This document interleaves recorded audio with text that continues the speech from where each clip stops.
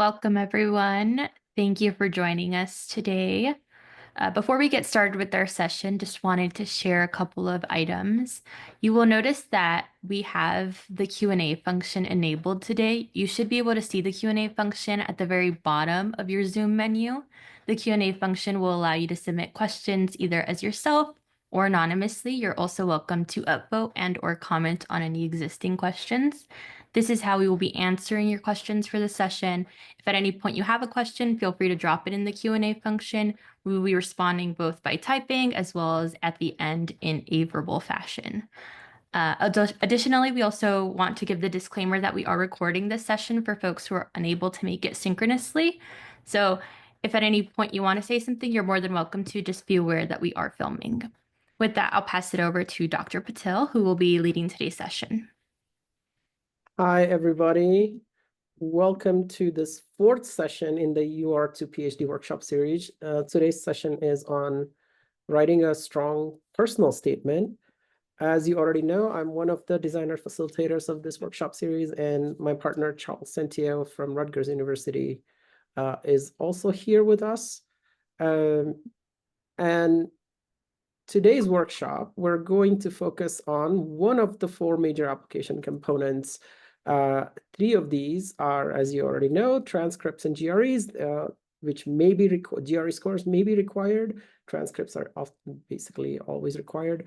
Letters of recommendation, which we touched upon, and your resume and CV, which we already talked about. So today's session is going to focus on personal statements, which essentially will share your story beyond these other documents, which are much more structured. So the personal statement allows you more of a free-form way of telling everybody how you connect with all of those other things that are mentioned in your transcripts and resumes, and perhaps from your letters. So let's get started. By the end, we expect and hope that you will be able to understand what admissions committees are looking for in a personal statement or in your story, and then use that to write a strong statement of purpose for yourself, and a personal statement if the program that you're applying to is requesting that separately. So let's start with some foundational knowledge of what admissions committees are actually looking for. And this is super important because this understanding this and thinking about these aspects is what is going to help you create a strong personal statement that tells your story most effectively and helps admissions committees find the kinds of things that they look for in candidates. So basically, when grad schools assess your application packet, in addition to those other components we mentioned, right? Transcripts, CV, GRE scores, and letters, they are really looking for evidence of things like, well, can you think creatively? Do you work hard? Are you persistent? Are you motivated? Are you able to work independently, as well as are you able to collaborate with other people? Do you have any kind of leadership experience? Have you participated in any kind of extracurricular activities that involved you to take leadership in certain ways? And then stuff connected to your research areas. What research area or areas excite you and why?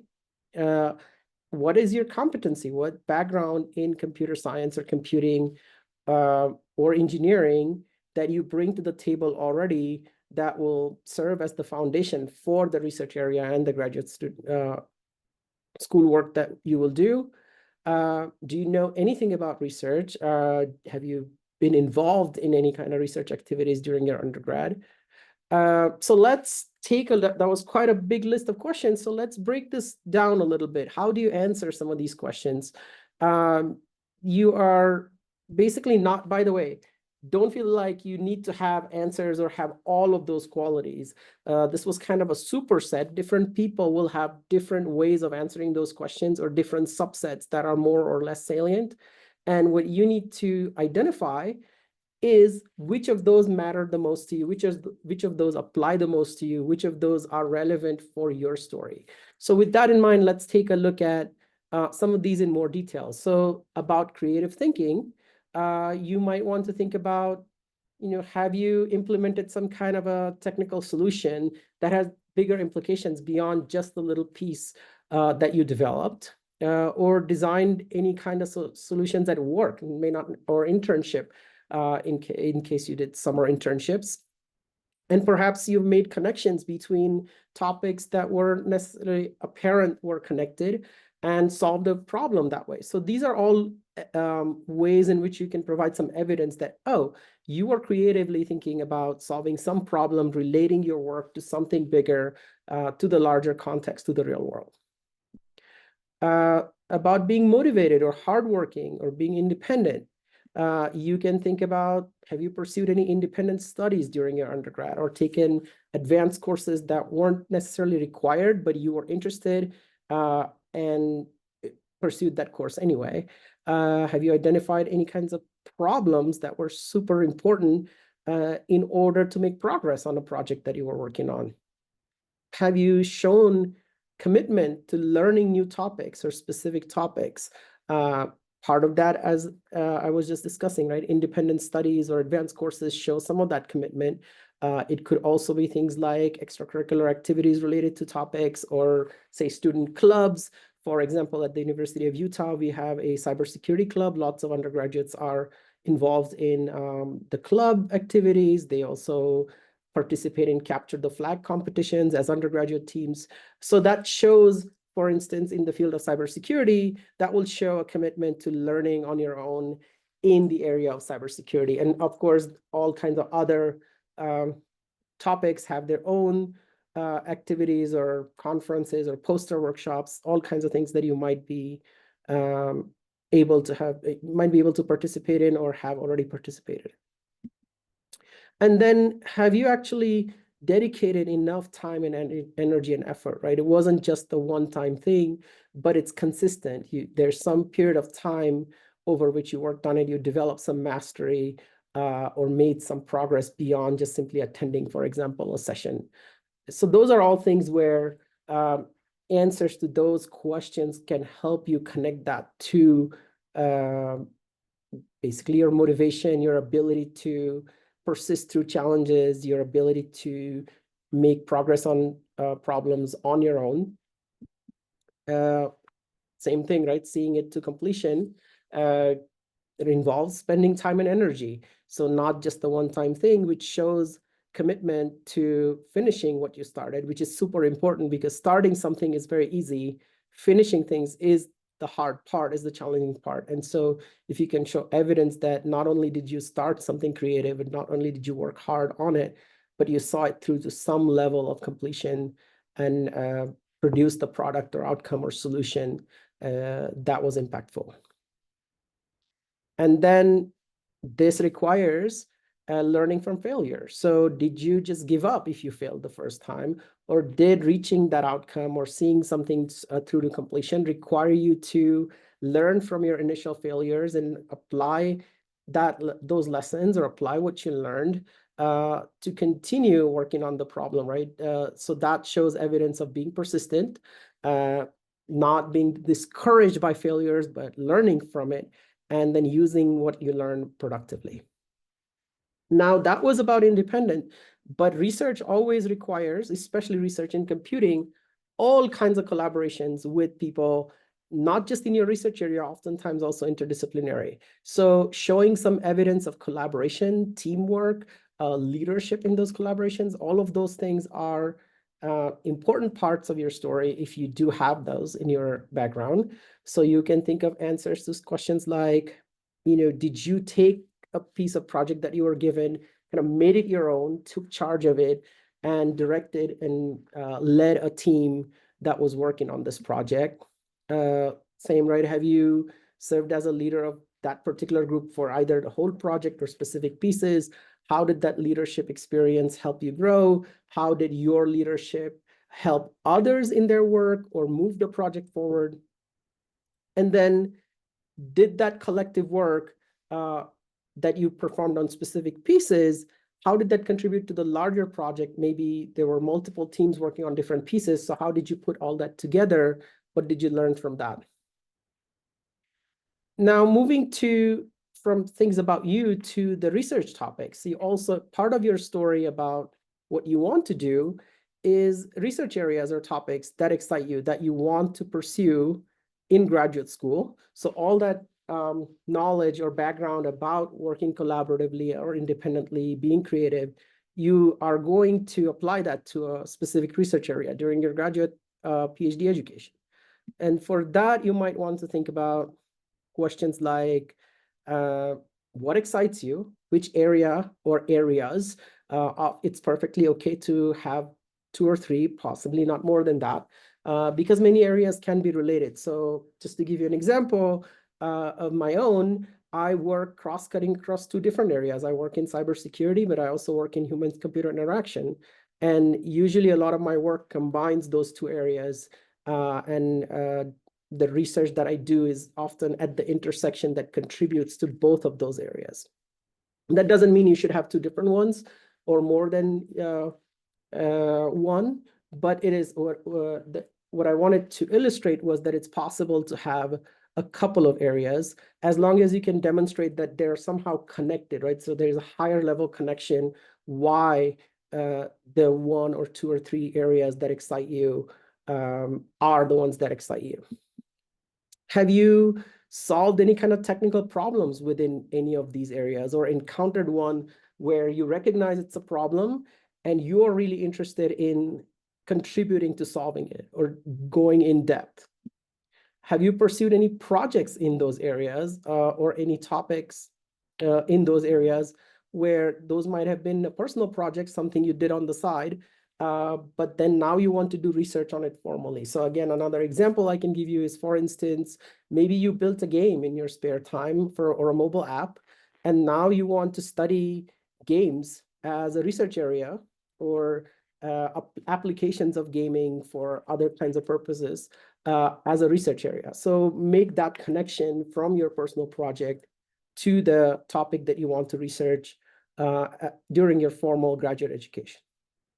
And then do you have, what background or knowledge or do you bring, competency do you bring already that can help you hit the ground running or at least serve as the foundation so that you can build on it? So for that, you may want to think about which courses have you taken for computer science programs. If you're coming in with a computer science undergraduate, typically that will include just basic programming, data structures, operating systems, maybe also various electives. So for example, if you want to apply for graduate school in games, as I mentioned, perhaps you took a game-related elective, and that serves as the background that you're going to use in your, as you get started with your graduate work.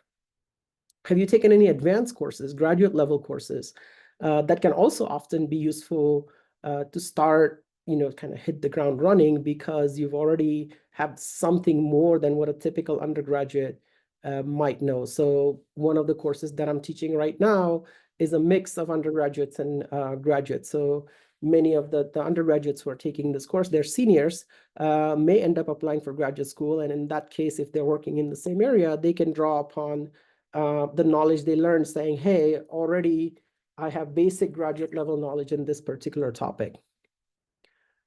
And then one of the last pieces would be, do you actually have any kind of research experience? Now, not everybody has research experience, especially out of undergrad. So, if the answer to this is no, that is perfectly okay. I would even say majority of applications that we see of students applying straight out of undergrad, especially domestic, well, actually, as well as international, often don't have direct experience conducting research, but some do. And if you are among those who do, it's useful for you to think about what kind of research project have you worked on? Was it, for example, an independent study or a research experience for undergraduate program at your university?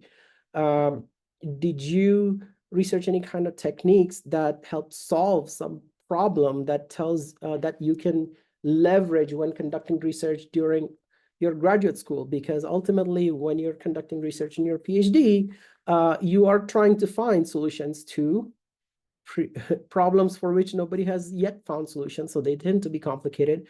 And so it's not necessarily just about which research you did in which topic, but the process, the ways in which you can formulate problems, approach solutions, sometimes can apply across areas. So even if your research experience during undergrad is in area X, and you're applying for your graduate school in area Y, talking about your research experience in area X is still useful because there's some baseline similarities in research as a process, and having experience of that can often be very critical skill that you can leverage in graduate school.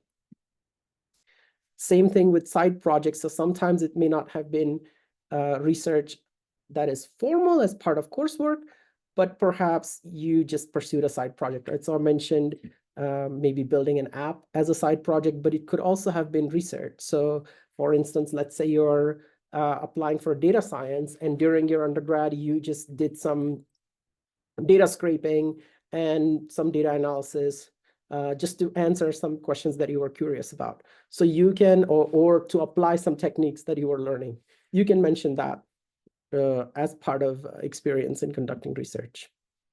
Building an app or developing software, I'm not necessarily talking about the specific app or software, but the process. So for instance, maybe you were involved in contributing to an open source project. So knowing how open source works, how you actually learn to read other people's code, how you contribute to open source repositories can be really useful. For instance, if you're applying for, say, systems type research, in which you will be building software, often open sourcing it, or maybe building libraries.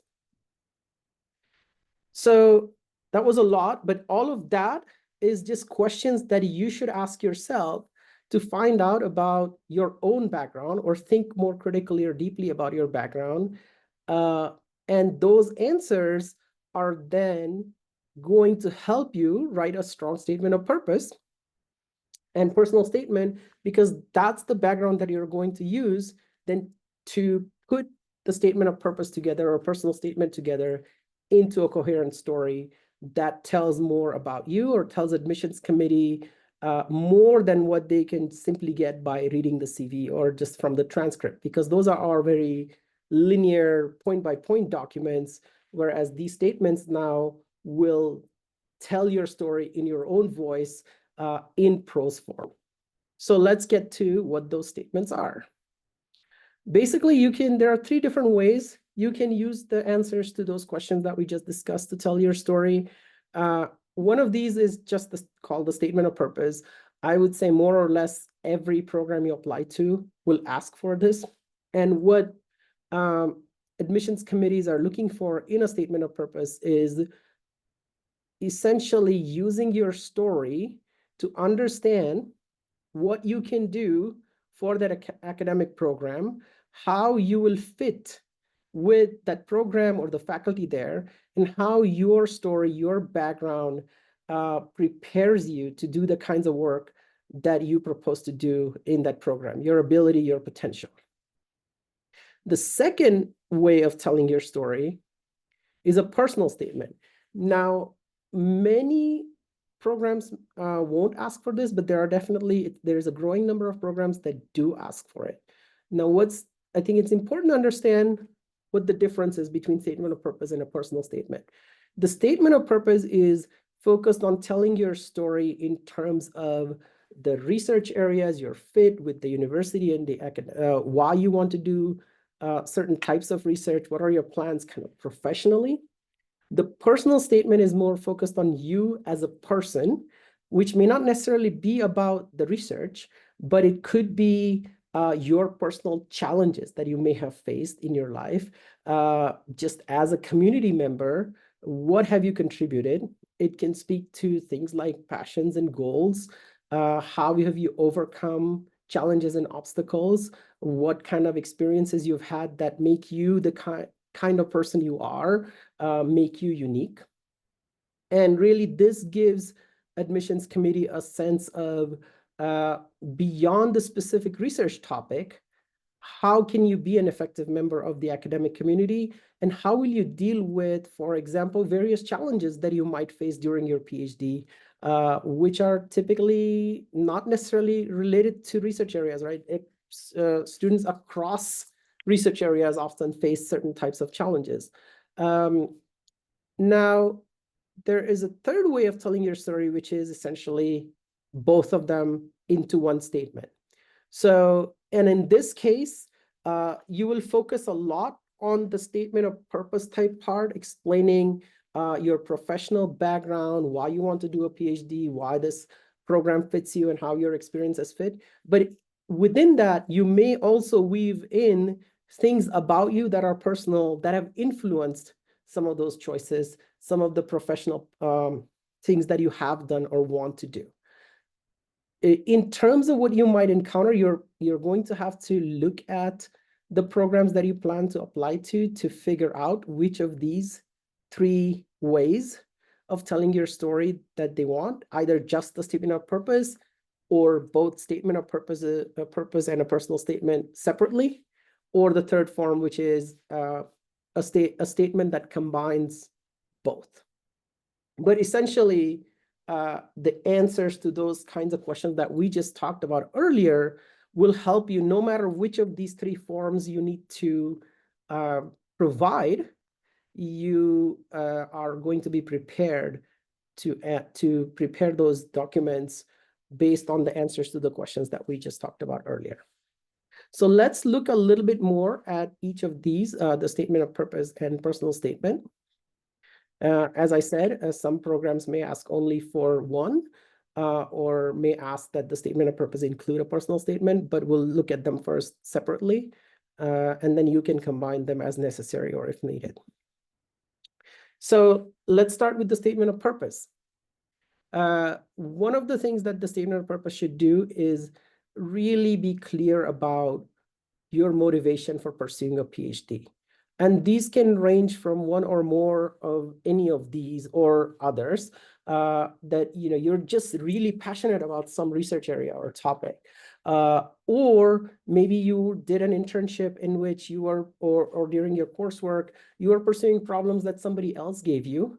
And now you're interested in working on problems that interest you, that are more open-ended, not just a to-do list given by somebody else. So you want to be the person who determines, okay, what questions do I want to study? What topics do I want to research? It could also be that you had research experience during your undergraduate, which you really enjoyed, did well in, and that's what really you want to continue doing in your career after you graduate. You may also want your career choices or have specific career choices like advanced positions in industry or academic positions. And some of these actually require you to have a PhD because they think of that as demonstration of your critical thinking and leadership skills. And so that could also be partly be a motivation for pursuing this. So any one or more or some others of these could be why you want to pursue a PhD, but your statement of purpose really should be very clear about what is it that's driving you to pursue a PhD. Now, how do you explain these, right? So you will include some motivations, but you need to provide some more explanation in terms of why these motivations are driving you. So you may be, as I was saying, maybe you're passionate about it. That is a personal motivation, but maybe you're motivated by the research area. So you are essentially looking at potential advisors who are committed to exploring this topic, or this topic is going to be of extreme societal, it's probably already of societal interest, and it's going to be of even more societal interest in the years to come in the near future. Maybe it's something that's very broadly relevant. So your motivation could be explained by the importance or impact of the research area, or your motivation could also be explained by its relevance for the real world, that you are able to make significant contributions to move this topic forward and in a way that has some impact on some practical solutions, or it solves a challenging problem for which we currently don't have good solutions. And the resources, right? So for example, pursuing a PhD will provide you with the resources which you currently don't have to pursue this topic. Now, one of the questions that you might run into is, how specific should you be in describing a research interest? Do you want to really provide a very low level explanation of, I really want to build this particular type of system for these particular types of populations? Or do you want to be really broad, like saying, I'm just interested in artificial intelligence and machine learning? And really, the answer really depends on how popular the area is that you're applying to and how specific your own interests and backgrounds are. For some folks, they will know exactly what they want to pursue. Others are a little bit more open-ended. So let's look at some examples. If you say, for instance, you want to do research in programming languages, that may be specific enough. If you explain somewhat what that particular research may look like, because programming languages is typically not an area where departments have lots of faculty. And so, it's just among 2 or 3 faculty, your research interests will be specific enough to find those faculty members and work with them.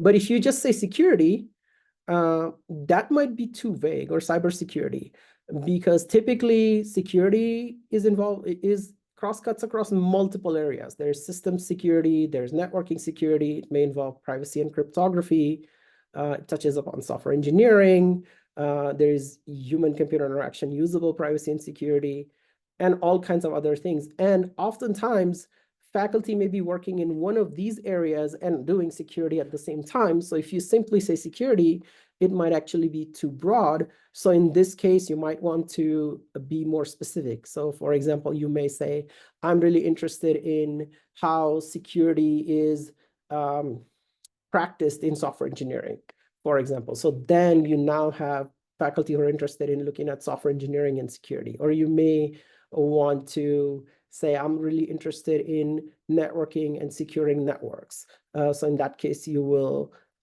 be targeting more toward the networking faculty. One specific area that I want to mention is AI/ML. As many of you may already know, there is a lot of current interest in artificial intelligence and machine learning. And so a lot of applicants, so it's not just the number of faculty, but there are a lot of applicants who essentially will claim that they're motivated by or want to pursue research in AI or ML.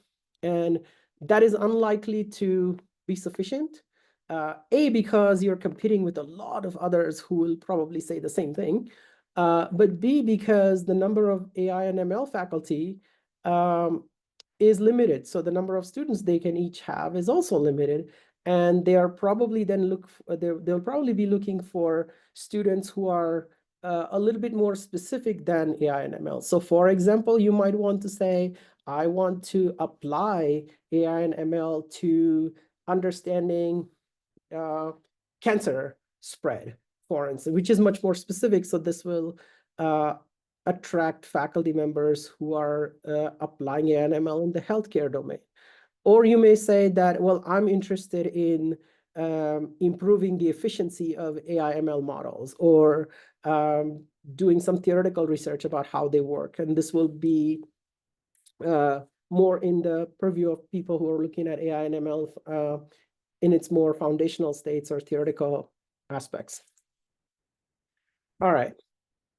So as I just said, you really need to specify, are you interested in AI and ML research as the foundation? So for example, building new AI models or developing theory that improves efficiency of machine learning?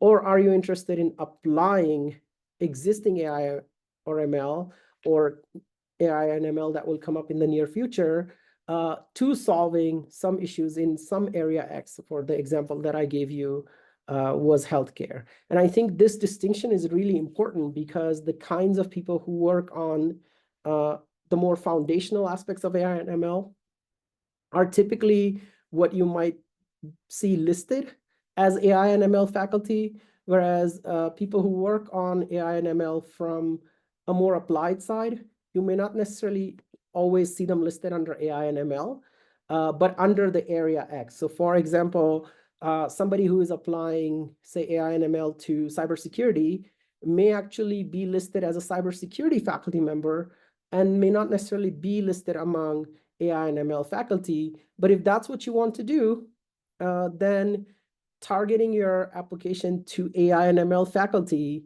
may not necessarily work for you because the faculty member who actually fits you is in that area X. So in this case, security. So what you need to do is really, as I said, find the right level of specificity to describe your research interests. And most programs will expect you to have some definitive research interests. So not simply saying, I want to do computer science research or I want to do AI ML research.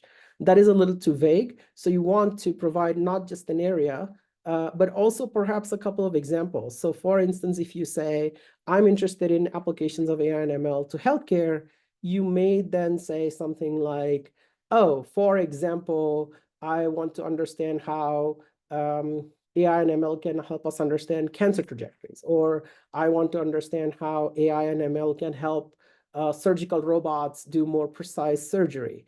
And so as you can see, these define more where your research interests are. It's still within the same space. And most programs will expect this level of specificity. It's important to understand that students are often admitted to work with specific professors or advisors. And so that means that the research interests or interests that you mention need to fit with the work or the kinds of work the professor or professors are doing or plan to do. Because if they can't find an advisor who can advise you on the research that you want to do, they probably won't admit you. And what the admissions committees are looking for when they evaluate your packet, including your statements, is a match. So do you match with what the program currently offers or is planning to offer, and with the research work that specific advisors are doing or planning to do? And even if faculty from these specific areas that match you or potentially match you, even if they're not on the admissions committee, oftentimes they will still review or see applications, but only for those areas. So for example, let's say that if I'm not on the admissions committee, I won't be looking through all of the hundreds of applications that come in, but I may look through those who mention my name or those who say, hey, I am interested in human-computer interaction or cybersecurity or both. But people who say, none of these things, I may never see their applications. So if you want your applications to be seen by faculty from specific areas, you should make sure that your statements mention the kinds of areas that they work in. You may also mention their names in your statements or their specific research project. You're not limited to saying only one or identifying only one faculty member. It's fine to identify two or three, but really not just simply list names saying, I match with Professor X and Y and Z, but point out that, oh, because my research in this, it is a good fit for Professor X's research on this particular topic, or Professor Y research or paper on this topic is connected to my research interests in this ways. So you are going to help admissions committee as well as faculty members see how their work and your interests connect and why that's a fit and why that might be an advising relationship that could help, that could be productive for both of them.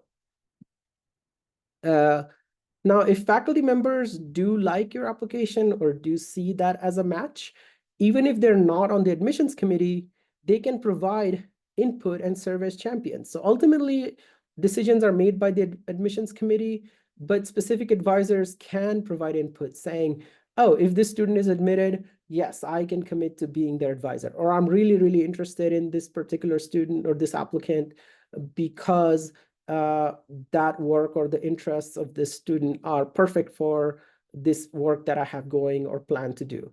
And so they can provide this kind of input, and all of that is taken into account when admissions committees evaluate, is it a match? Should this person be admitted or not? Apart from other factors, right? So simply having a faculty member as a champion isn't necessarily sufficient, but it can be a strong plus for you. And so that's something to keep in mind as you're crafting these statements. you should also keep in mind that a statement of purpose is not like a contract. So don't think of this as, okay, I write something in here and now I'm stuck with having to do the same thing for the next 5 years, even if my interests change. That's not necessarily the case.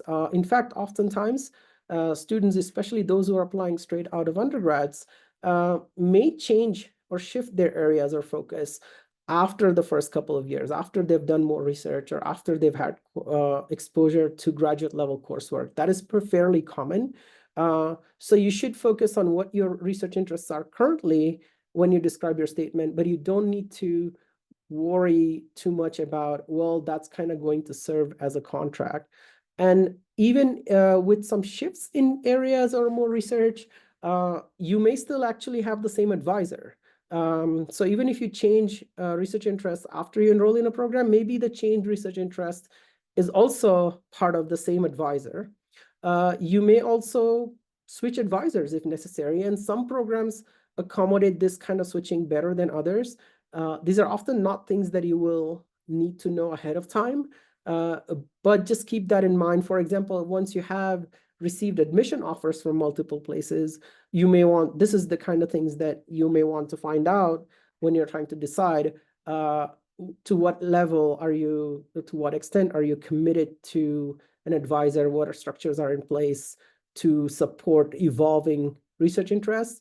Uh, but as somebody who switched advisors multiple times and changed research areas, I can tell you that it is possible, it is perfectly normal, and it happens all the time. So for your statements, focus on what you're currently interested in without worrying about things like, well, am I kind of going to be stuck with this if I find out that this isn't what I want to do once I complete my first couple of years of graduate school. Many programs admit students to the program as a whole rather than to specific advisors, which means that if the first advisor that you work with doesn't work out, you will still have support structures in place to switch and find other advisors. Or there are programs, for example, I'm co-advising somebody. So you may have, if you add some interest to your initial ones, you may get a co-advisor, one in kind of each of your areas of interest, and you are the bridge that can do some impactful work to connect those two areas. And so you may want to find out about infrastructures and processes to support these transitions or these kinds of opportunities, but that's not something you want to do right now. That's something you might want to do once you have received your admission letters. The reason I'm mentioning this now is to put you at ease that you don't necessarily need to stress over finding the absolute perfect research interest because that's what you're going to be locked into for the next 4 or 5 years. There is some room for flexibility. So you want to focus on really describing what your current background is and how you see yourself or what you're excited about currently and what you see yourself doing for, let's say, the next 2 to 3 years at least. So as I just said, right, this kind of stuff is very hard to know until after acceptance. So you don't really need to worry about it right now. Focus more on describing your research interests as they are currently.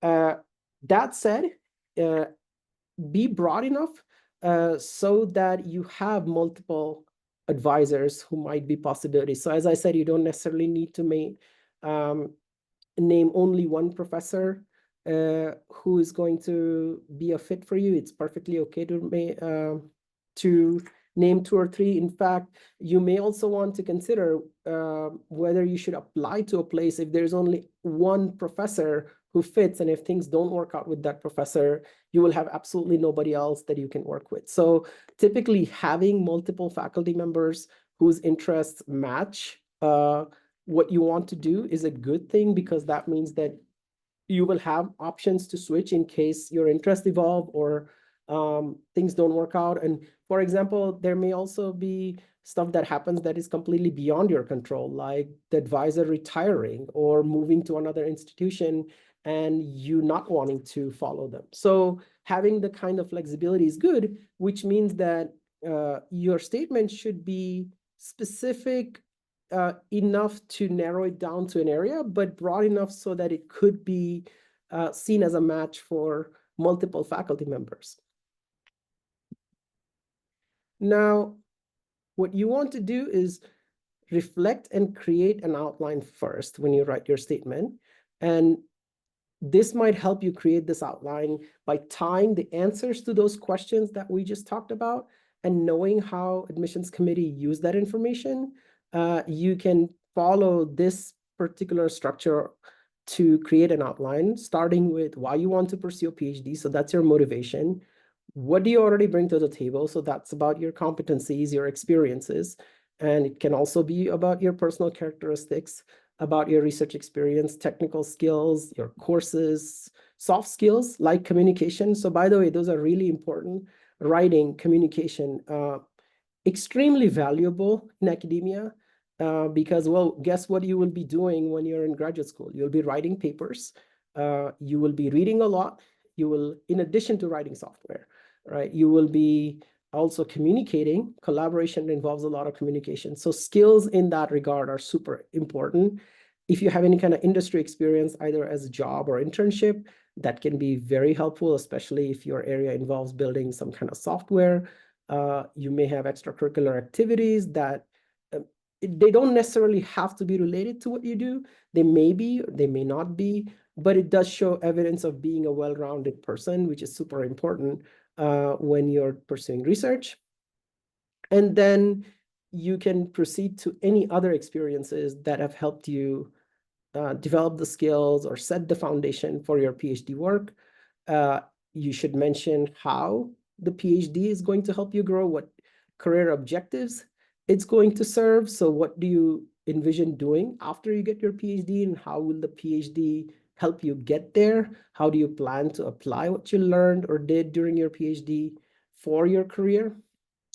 And then you can comment on how any kind of challenges, failures have strengthened your ability. What have you learned from failures? How do you apply that learning, and how does that actually set you up to pursue a PhD? Anything about the chosen area that you have experience in. So again, tying those answers about your background that we just to the questions that we discussed earlier into more specific outline to answer to this question can help you go from a whole lot of statements or information about yourself and to a coherent form that starts to read like a story about why you want to do research and why you want to do research at this particular university. So weaving all this reflection to these questions together will help you create an effective statement of purpose. So as I said, definitely mention your reason. You should also discuss your area.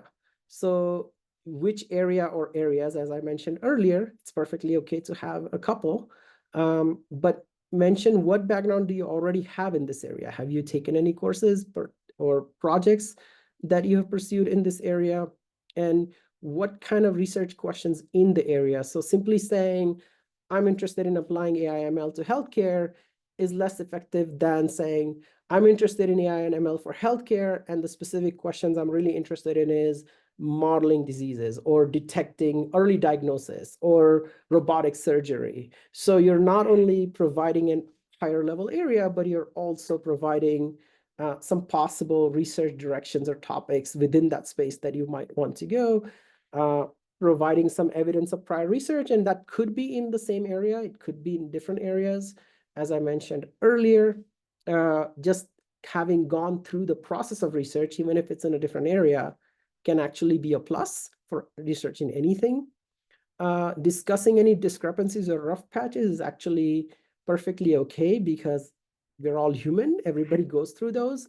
And if you can show that, hey, you faced adversity, but you came through it, you learned from it, you applied that learning, or the adversity had some kind of an impact that you were able to mitigate, that actually can speak really well for you. Now, this kind of stuff may be in the personal statement if the personal statement is requested separately, or you can weave it into your statement of purpose if it's relevant for the professional aspects of what you want to do. One of the most important things is you need to, regardless of what you write in your statement of purpose, you should customize the text with at least one paragraph. Typically, this is toward the end. And this paragraph should mention why the particular department or the particular faculty members are of interest to you. So you've told them a lot. The initial part of the statement has told them a lot about you, your interests, but now the next thing is tying it to the specific program. Really important that you pay attention that it is customized. So, avoid the error of telling University of Maryland why you're really interested in applying to Rutgers University. So paying attention to detail and customizing this text and making sure that you're sending the right text to the right program and department is really important. But this is where admissions committee and individual faculty members will pay a lot of attention to understanding whether or how you fit with them. The structure, and this is a typical structure, you don't necessarily have to use exactly this thing, but this is a typical structure that we see. In the beginning, you will mention your overall motivations and be really upfront about specific areas that you want to do or topics. The middle is mostly about you and your experiences, your background, and how you are prepared or why you're interested in that area of research. And the end is, as I said, that paragraph or two about why this program. So typically, this takes about a couple of pages to explain well. And this is the typical structure that we see. Now, there may be reasons why you want to deviate from this structure. And if you do, that's perfectly okay. But be aware that, make that as an informed decision if you want to deviate from this, because remember that those 2 pages, oftentimes faculty members are scanning your statement of purpose based on what they typically see. So make it also easy for them to spot things. And the more you deviate from what's expected, the harder it is for them to find what they're looking for. Expect that writing this will be much harder and take a lot longer than you expect. So it will not be quick. It will be an iterative process because you're trying to send a very clear and precise message. And that you just simply don't sit down and come up with the perfect draft immediately. So you will go through multiple drafts, and doing this can, within the page limits, which is typically 2 pages if there's none given, can be really difficult. You need to consider that your audiences are the PhD admissions committee and individual faculty members. So you may not necessarily know what the audience wants. So you may want to actually find out a little bit more about that. You can make use of writing resources at your disposal. So this is online resources, different books. Your university may have a writing center. You can get feedback from others.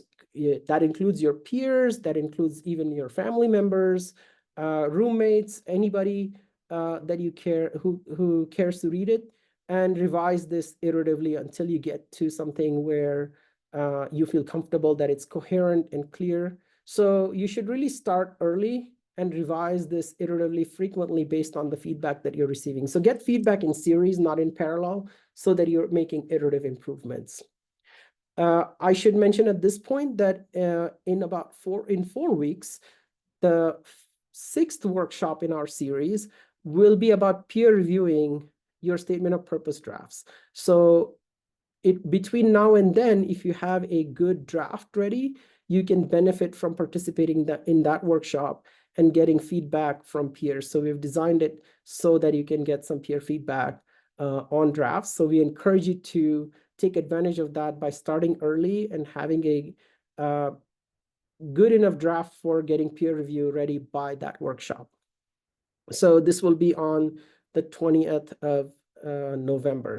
And we expect you to bring your draft statements for that, as well as your resume, because your resume can help peer reviewers get the background necessary to give you feedback.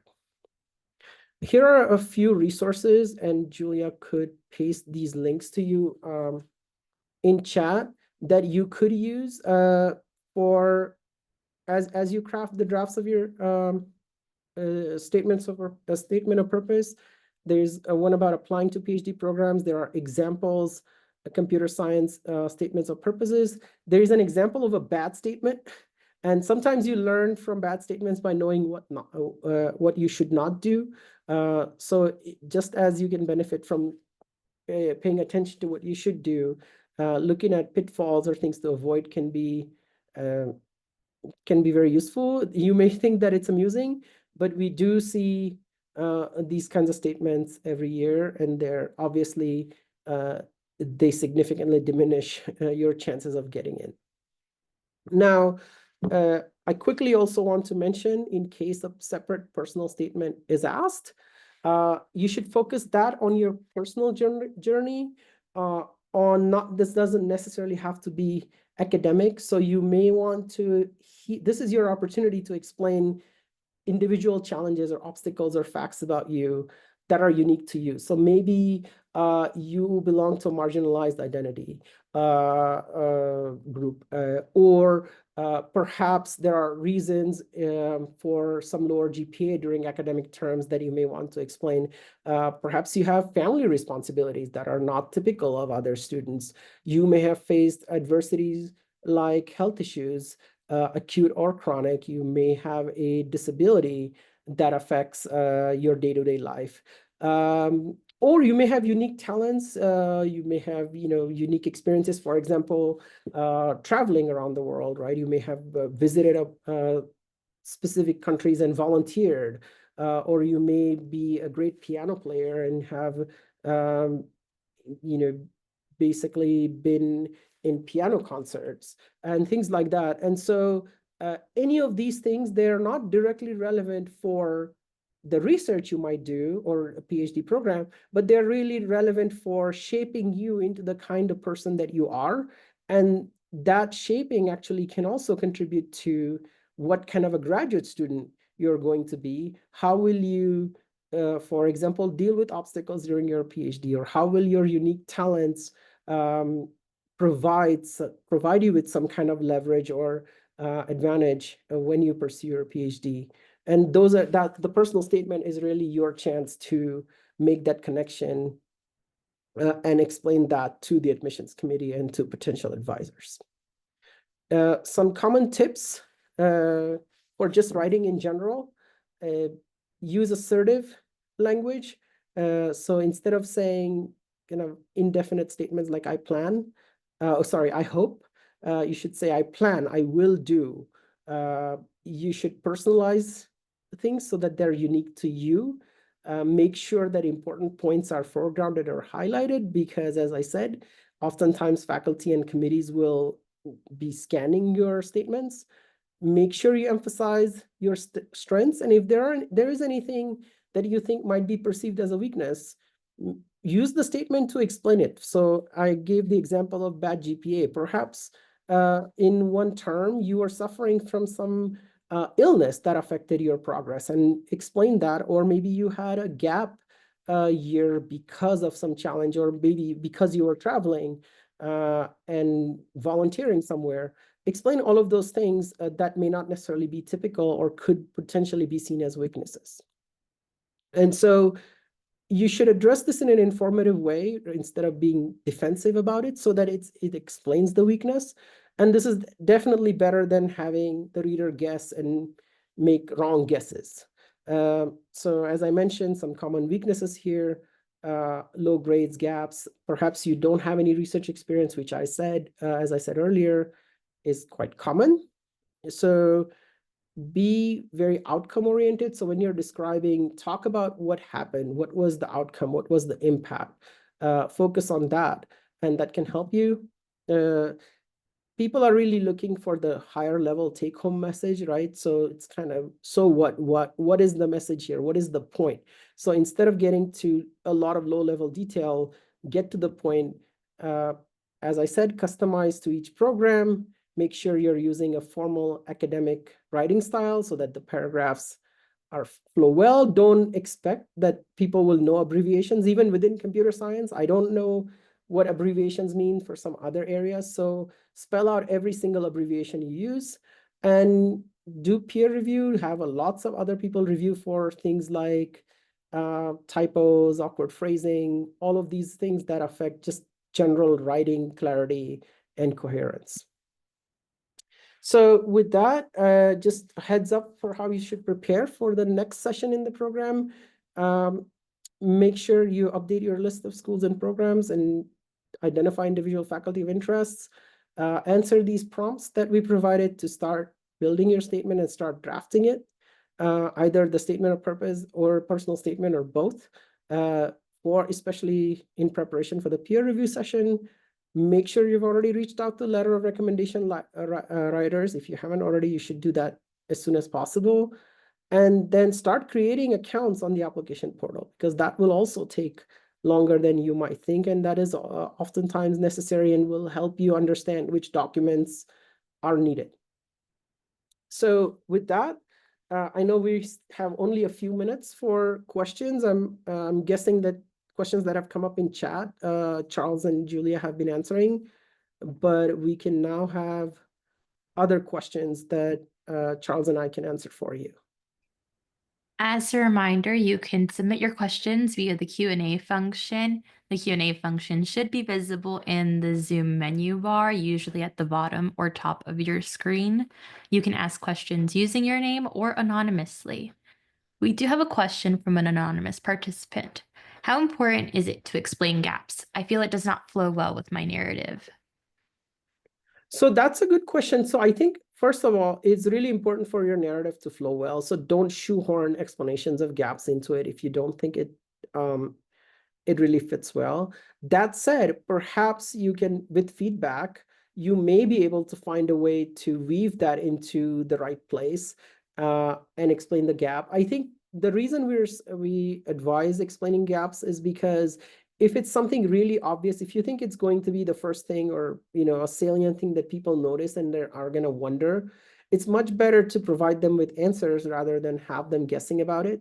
And so you may want to either, if it's not something, if it's something minor, then you can leave it out. It is absolutely important for your story to be coherent and have a narrative. And so either figure out a way to weave it in, or especially if it's a really important thing, or if it's minor, you can drop it. And this is where, getting feedback can help, and iterating over your drafts can help. Because oftentimes things that at first glance seem like, oh, this simply cannot be done with enough iteration and input from others, there are ways in which you can achieve what you need to achieve.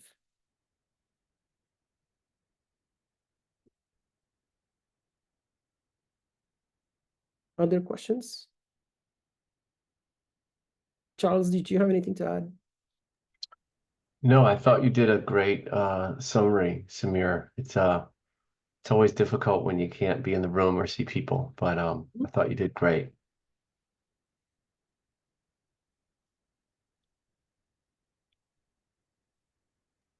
Yeah, go ahead, Julia. Folks are also welcome to raise their hand if they'd like to ask a question. Just want to wait one more minute for folks. Mm-hmm. In the meantime, we could go to the next slide. Yes. We would love it if any participant could complete our survey. Our survey is incredibly important in figuring out what is the topics and information that you might need from us, or how we can make this program easier or more efficient for you. So if you have anything to share, this survey will populate at the end of the meeting, but you're also welcome to scan the QR code or use this link. We do have 2 more questions in the chat.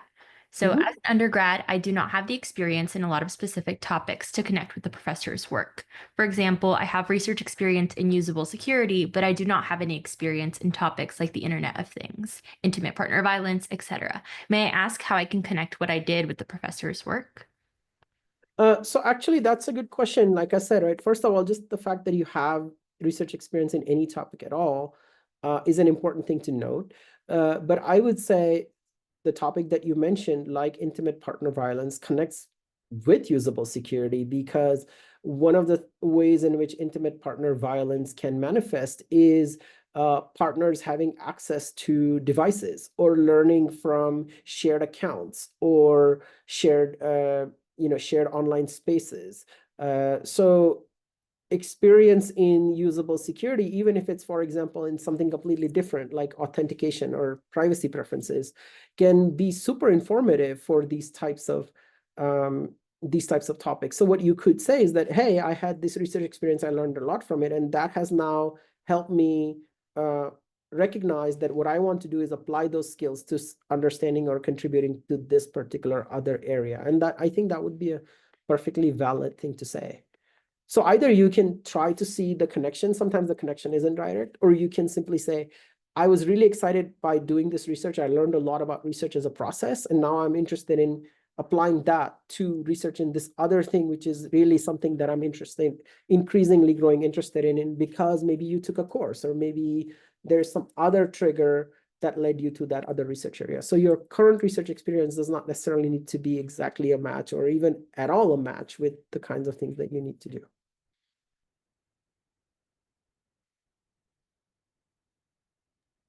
Thank you, Samir. Another question in the chat is using ChatGPT a good idea, or should it be used to edit or help with the statement of purpose? Okay, so I'm glad you asked that because we should have actually put that in there. I would say it's an absolutely bad idea because the statement is really supposed to be unique to you. So it should be your voice. And as you may have seen, large language models produce rather generic text where it actually loses the voice you have. As faculty members, we get lots and lots of emails from students. And again, admissions committee will get statements from literally hundreds, sometimes thousands of students. And it is fairly obvious when something has been polished, written, or even polished by large language models because it just loses that personal voice because of the way large language models work. So I would strongly discourage you from using that because either faculty can just simply tell, or they very strongly suspect that you use the large language model, and that can be extremely off-putting because we, again, partly what we're looking for in a statement of purpose is that you're creative, and the creativity shouldn't be coming from the large language model, but from you. And so if we can't be sure that it's coming from you, that can actually be a big minus for your application. Charles? Yeah, I would corroborate that. I mean, one of the things that you have to keep in mind is that the readers of your application have read literally hundreds of them, and there's a certain tenor and tone that you have at your stage of development. And if it sounds dissimilar than that, then it'll stand out and not in a good way. We have two more questions. I know we're out of time, so if anyone has to I'm make... happy to stay. We're happy to stay. So if people want to ask Same. questions, we're happy to stay. All right, so how would you recommend approaching a gap that has to do with our marginalized identity clashing with our undergraduate institutions? I'm worried that it might come off as bad-mouthing the institution, even if I frame it very matter-of-factly. So that's a good question. I would say, first of all, without knowing the details of the circumstances, the general principle I would say is in anything you say, focus on yourself rather than on the external entity. So if you, instead of saying something specific about the entity, you can say, because of the marginalized identity, I had challenges X, Y, and Z. And you could simply say that the environment I was in was not able to accommodate that without necessarily needing to badmouth it and get into details of why. Then it makes the focus on you. Okay, so the external environment wasn't able to accommodate you. Then what did you do about it, right? So really, I would say focus more on you rather than necessarily details of the environment. It's sufficient to say that, okay, this was a challenge and I didn't receive the kinds of support I needed. And there can be lots of different reasons for that. And you may not necessarily also know the full story because, again, universities are very complex things. And I often find that students reach conclusions that are not necessarily accurate. And so you should focus on the accurate fact-based information you have. And even if you have fact-based information that is detrimental or bad about the other university, it's really not going to help you at all. what will help you is to just simply state that you didn't receive what you needed, and so you did what needed to be done to overcome that. Does that help at all?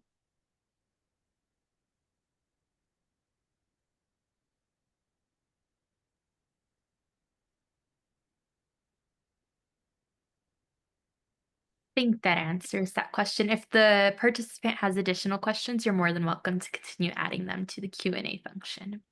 Another anonymous participant asked, I went to a liberal arts college in the US for undergraduates, which doesn't offer graduate programs, so I didn't have the chance to take any graduate level courses. My question is, do you think it's good for me to explain the situation in my statement of purpose, or are professors aware of the system of liberal arts colleges and is doing this explanation not necessary? Okay, so if whatever I said gave the impression that everybody needs to have taken graduate level courses, that is absolutely not true. As I said at the beginning, these are just some questions you can ask. Some of them may be applicable to some, and others may be applicable to others. There's absolutely no expectation that someone or everyone would have taken graduate level courses, especially if there aren't any graduate level courses at your institution. So I would, if that's not something that's in your background, then that's not part of your statement. You don't have to worry about it. You may have other strengths that some other applicants won't have. So focus on the things that you do have without necessarily worrying about, making sure that you have every single thing that we pointed out. That was a superset. It will be very difficult to find an applicant who checks all of the boxes, more or less, I would say impossible, because that's a lot.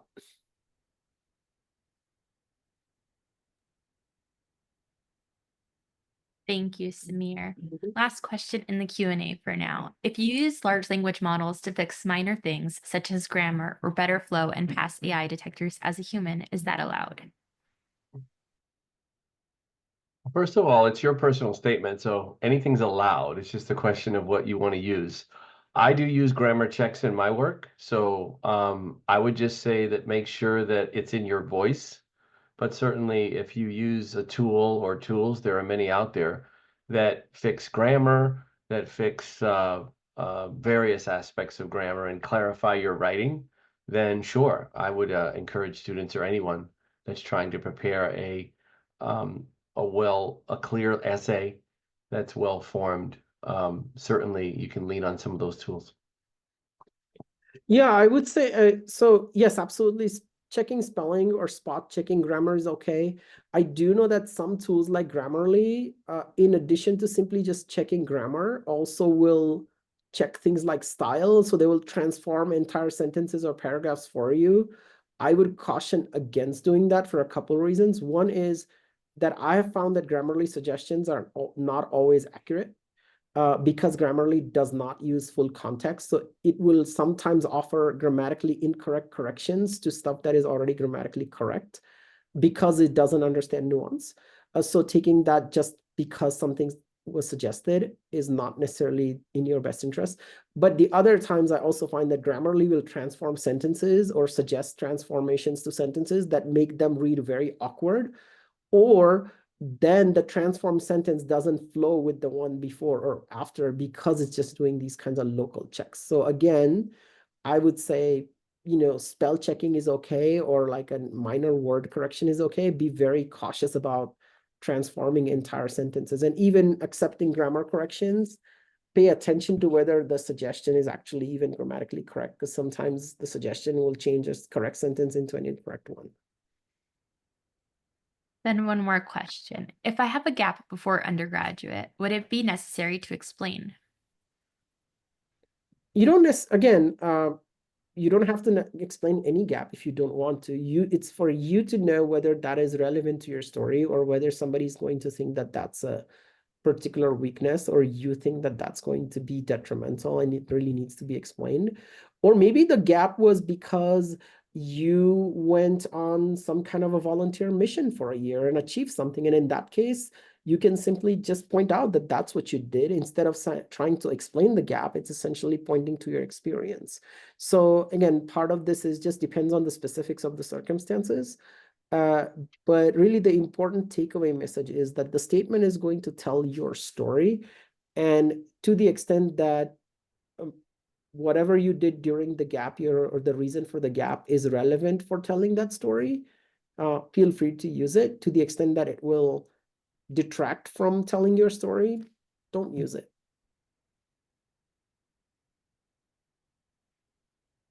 Thank you. Is it a good idea to include some research questions I plan to answer in my PhD journey to show my knowledge in this topic, or is it too specific to help me find an advisor in the institution?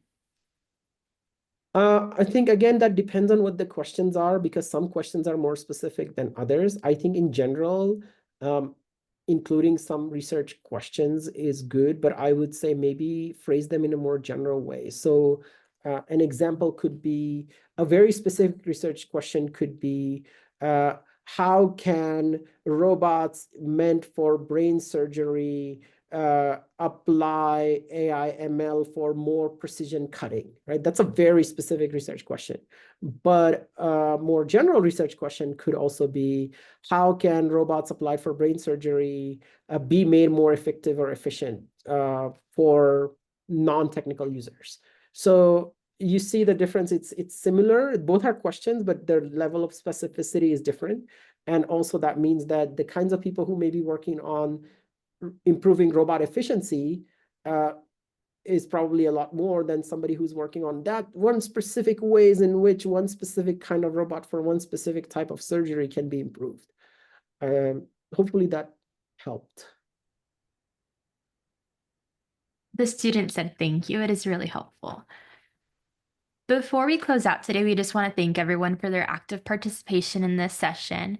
As a reminder, our upcoming session will be happening not next week, but the week after on November 6th. It will be a panel discussion with PhD students, so you'll be able to hear a little bit more about their stories, how they decided the institutions they wanted to go to and the programs they've entered, as well as what their application process was like.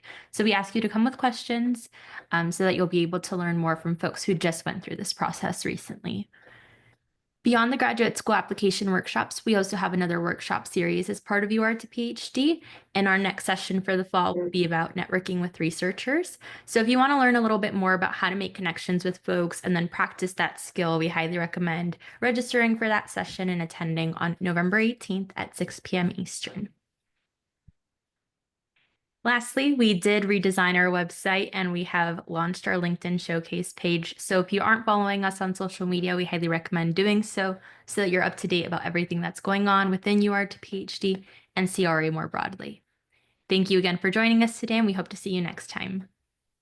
Thank you, everybody.